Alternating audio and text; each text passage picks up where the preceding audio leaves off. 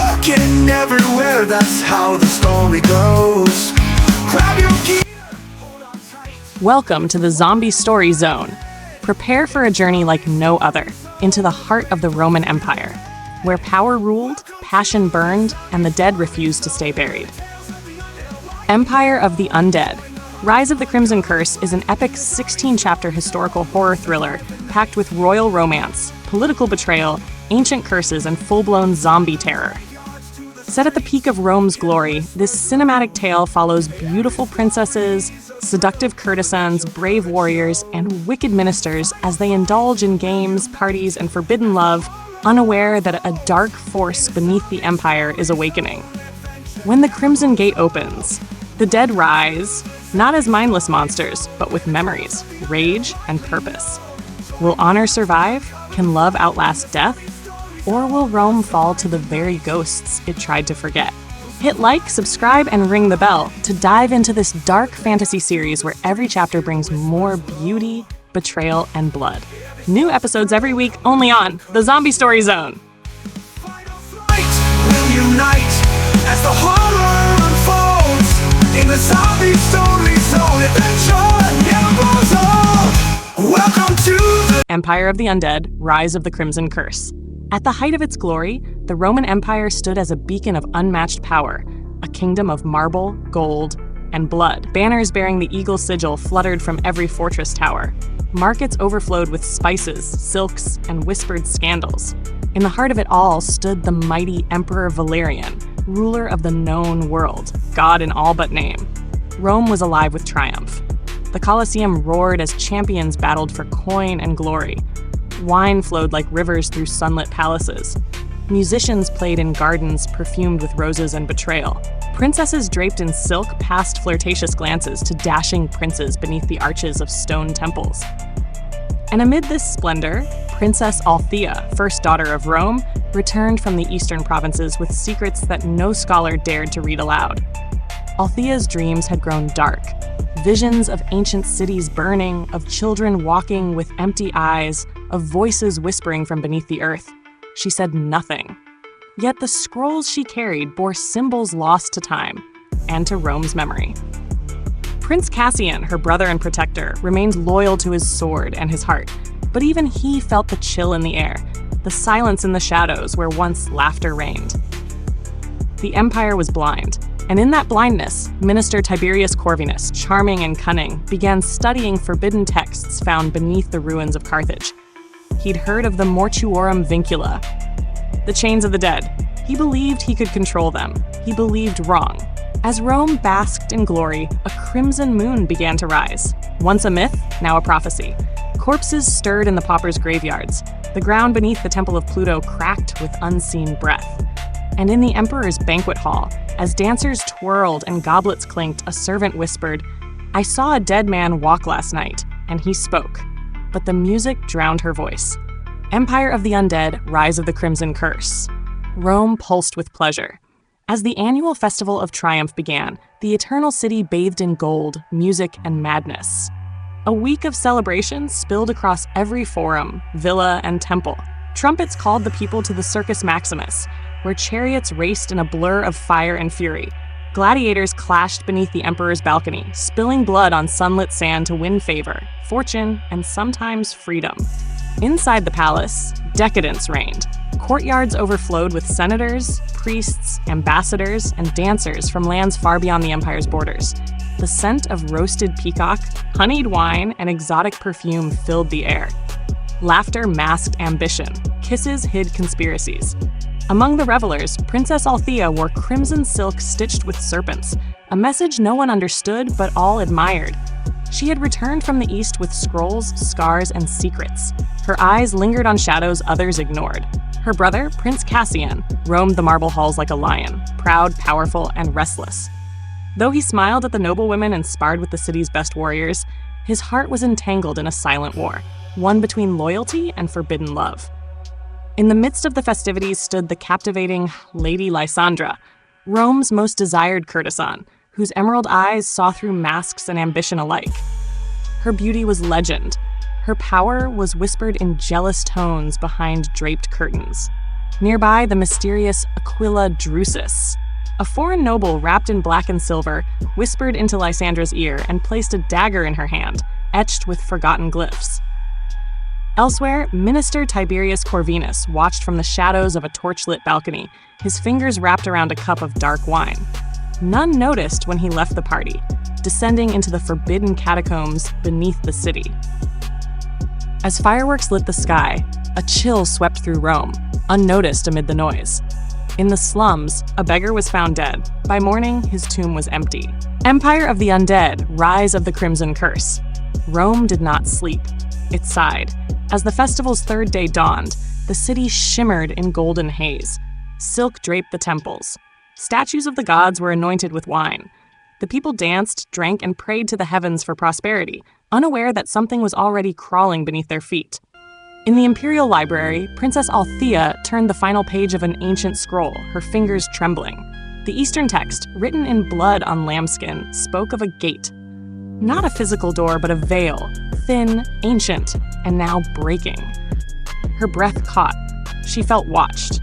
Meanwhile, in the military courtyards, Prince Cassian trained with the palace guards, trying to quiet the storm inside him. His sword was sharp, but his thoughts sharper. Why had the southern legions gone silent? Why did the beggars vanish without ritual or sign? Lady Lysandra, veiled in blue, exchanged riddles and flirtations with Aquila Drusus in the Villa of Lanterns. The dagger he'd gifted her felt warm at night. She claimed it was enchanted. He only smiled. That evening, Domina Celine, a noble widow turned gladiator trainer, held her infamous midnight games, where half-naked fighters clashed under moonlight, while Rome's elite placed bets and made bedchamber promises.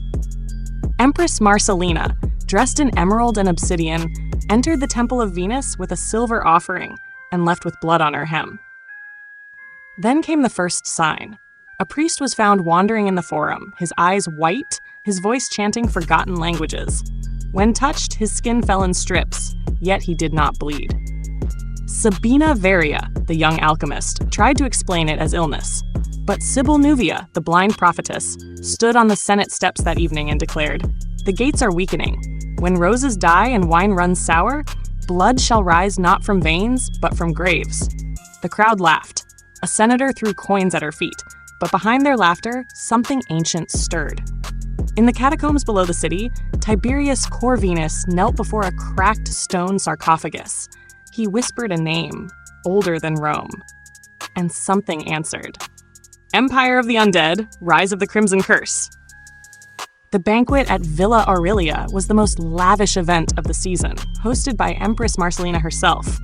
The elite of Rome gathered beneath ceilings painted with gods and monsters, their laughter rising like incense. Silks brushed marble. Gold glittered in candlelight. The city's finest musicians played ballads of conquest and passion. Servants carried platters stacked with honeyed lamb, fruits dipped in silvered wine, and oysters laced with aphrodisiacs.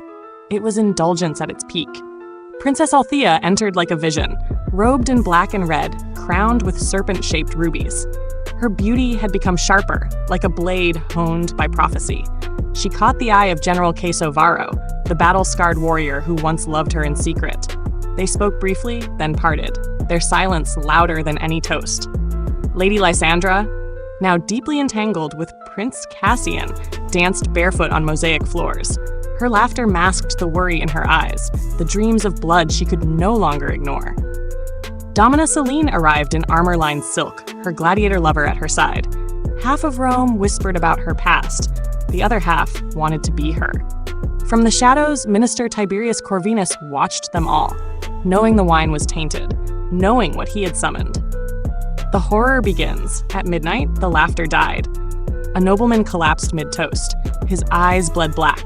Another followed, and another. Screams erupted as several guests began to seize, then rise, changed. Their skin was cold, their mouths filled with blood and teeth. The Imperial guards reacted too late. By the time steel flashed, the infected were already feeding. Cassian shielded Lysandra. Celine unsheathed a dagger. Althea pulled Sabina Varia into the shadows. The young alchemist had discovered the truth. The seal had broken. Amid the chaos, Valeria Nyx, the violet-eyed dancer, vanished into the smoke. Above them all, Corvinus raised a silver goblet and smiled. Tonight, Rome is reborn. The banquet became a massacre, the palace gates slammed shut, and the empire took its first step into the grave. The morning after the banquet was eerily quiet. No birds chirped over Rome. No temple bells rang. Smoke still drifted from Villa Aurelia, where ash and blood had replaced wine and music. Emperor Valerian emerged in silence, his golden robe stiff with dried blood. He had lost a son-in-law, 3 senators, and a dozen guards. But worse, he had seen the dead walk.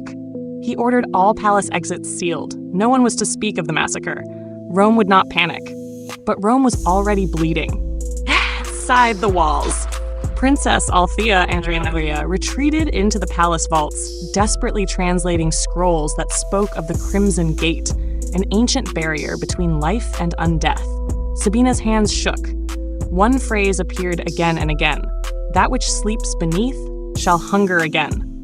Prince Cassian, wounded but defiant, stood before the Council of War, demanding answers. Minister Corvinus played innocent, blaming poison, rebellion, and the gods. Empress Marcelina said nothing. Her eyes were hollow. Something had changed in her. Meanwhile, Lady Lysandra stared into her reflection, haunted by her dreams. Her unborn child grew quickly. Too quickly. New power rises. In the southern district, the dead rose en masse. Dozens of corpses from the plague pits broke free and marched through the mist. The guard towers sent no alarm.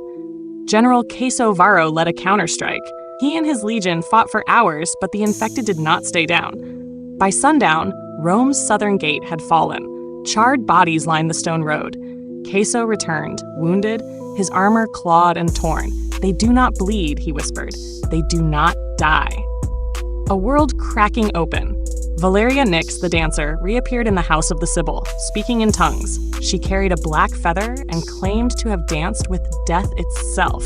Domina Celine prepared her private guard, gladiators loyal to no crown, only her. And beneath the temple of Pluto, Helena Liviana, the emperor's first daughter, began preparing catacombs as a sanctuary. Once scorned for her burns, she would become the empire's last line of defense. "Let them feast on senators," she said. "They will not take my city." Horror level 30%. The dead are at the gates. The first wall has fallen. The empire cannot hide this. And yet, the nobles still dance.